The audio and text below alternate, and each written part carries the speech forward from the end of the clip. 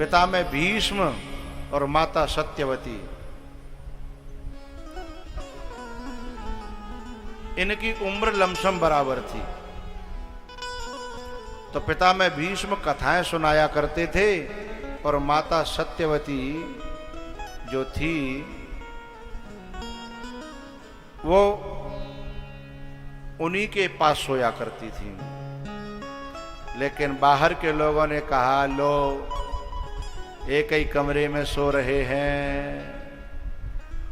और सत्यवती के दो बेटे थे, नाम शायद किसी को याद हो। हाँ, है? चित्रांगद और विचित्रवीर, दो बेटे थे। उनको लोगों ने कहा, अरे नक शर्म करो, अपने राज्य में तुम्हारे घर में काका है रोए हैं। तो लोगों ने भरे भर के इस पिता में भीष्म के बारे में हैं और अपनी माँ के बारे में गलत धारणा कर ली। लेकिन अब बेचारे ये जो वायरस डालने वाले लोग हैं ना, उनको इसी में आनंद आता है। अब जे परेशान तो बेखुश, अब देखो जने कितनी बुरी हालत है रही है। तो एक दिन दोनों भाइयों ने और जो है घटना को छुप करके देखने की कोशिश की। तो रात में पिता में भीष्म कथा सुनाते रहे और माता सत्यवती कथा सुनती रही। माता सत्यवती को कथा सुनते सुनते नींद आ गई।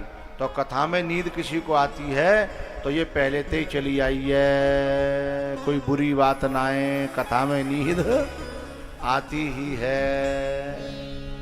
तो माता सत्यवती को नींद आ गई।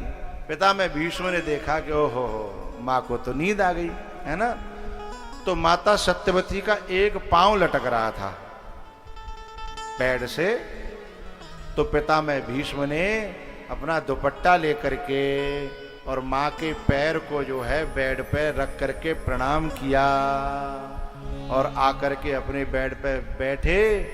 और तुरंत जो है उन दोनों चित्रांगद और विचित्र वीर के भीतर झटका लग गया कि मनसा पाप हो गया। हमने क्या सोचा था और क्या निकला, अब क्या होना चाहिए। देखो आप लोग एक गलत काम करते हो, उस पर्दे को कूलर से चिपका देते हो। अब कूलर चल तो रहा, पैसा तो जा ही रहे कूलर के, लेकिन उसका फायदा नहीं मिल रहा। हाँ, मतलब तुमको कथा भी मैं सुनाऊंगा और तुम्हारी व्यवस्थाएं भी मैं भी यहां बैठ करके देखा करूं। हैं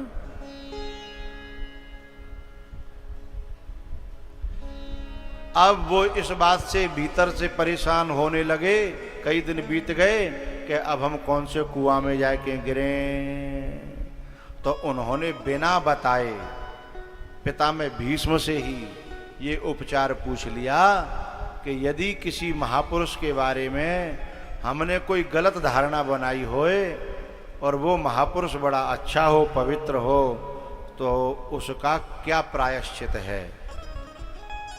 तब पिता में भीष्म ने बताया कि सूखे पेड़ में, सूखे जो पेड़ खड़ा खड़ा सूख जाता है पीपल को, और वह पेड़ में बाकी धुआं में उल्टे लटक के और अपने आप के जीवन को समाप्त कर देना चाहिए।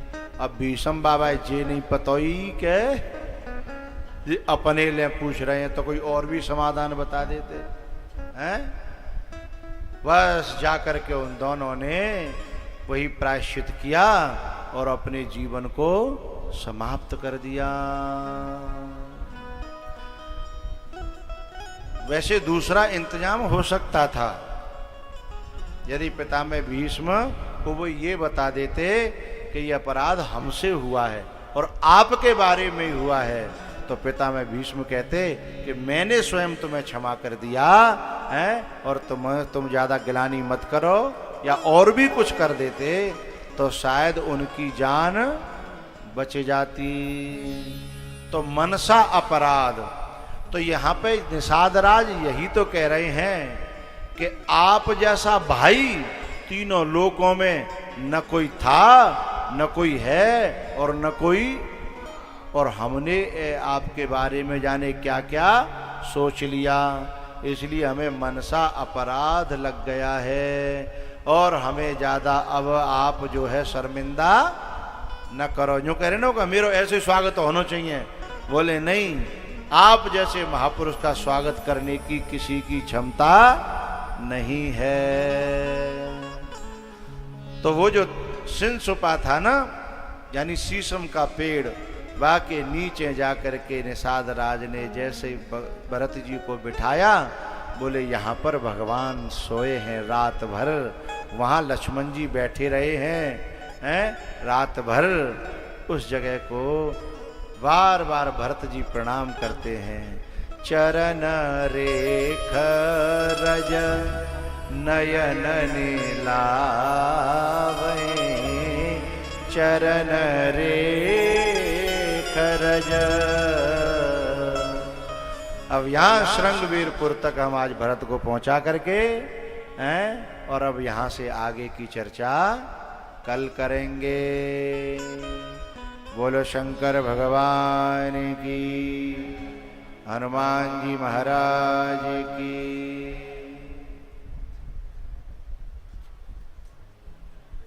अब जो है एक भजन, खड़े हो जाइए, और फिर आरती, और फिर प्रस्थान।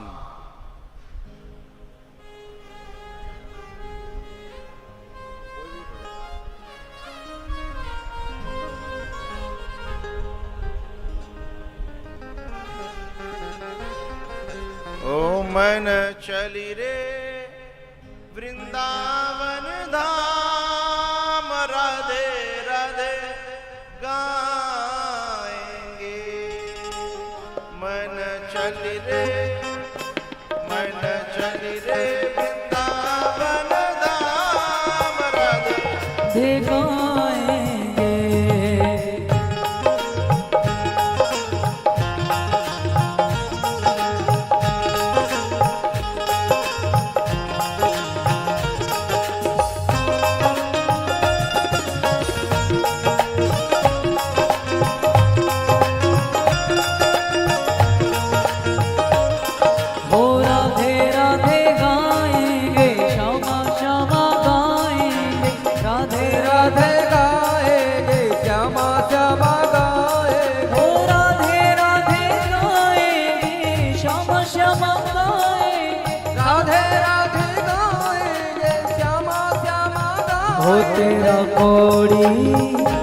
तेरा कोड़ी लगे नाच दाम, राधे राधे गाएंगे।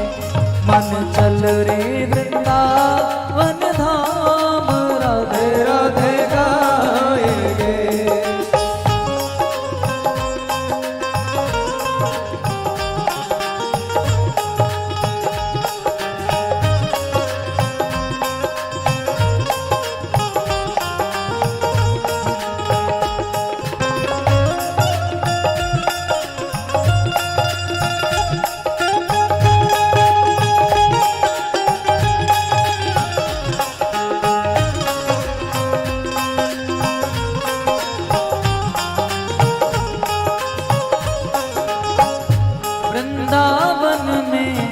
बांके बिहारी,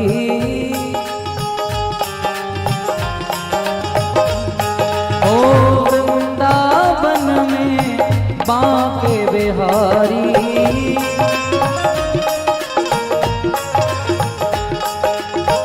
ओढ़ के बैठे कामरिया कारी,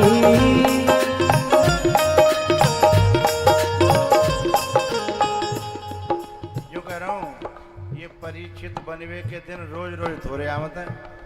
ठाकुर जी की तस्वीर का और दे दे हैं, सब नाच रहे, तेरे घर के घरवारी नाच रही है। हरि बोल।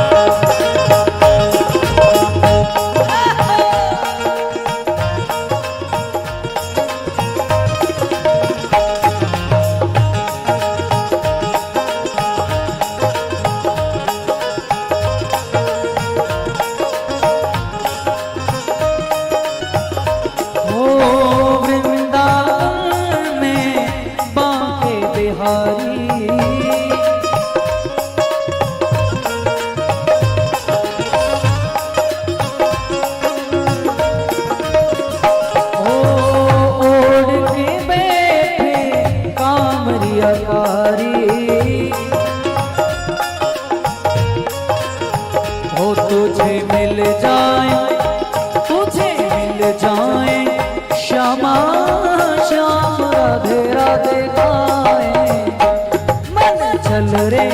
वृंदावन धाम राधे राधे गाएंगे।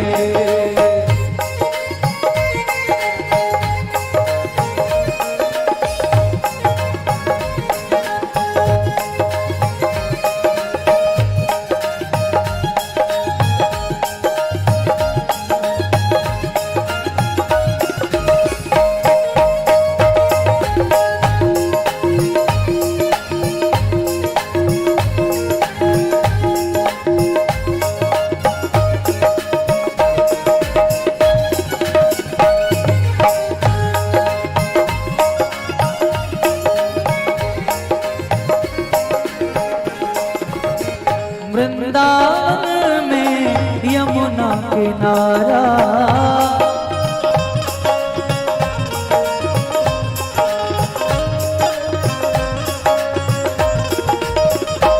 ओ वृंदावन में यमुना किनारा,